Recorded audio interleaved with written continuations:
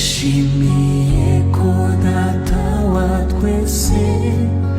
yandikishije iby'urukundo rwe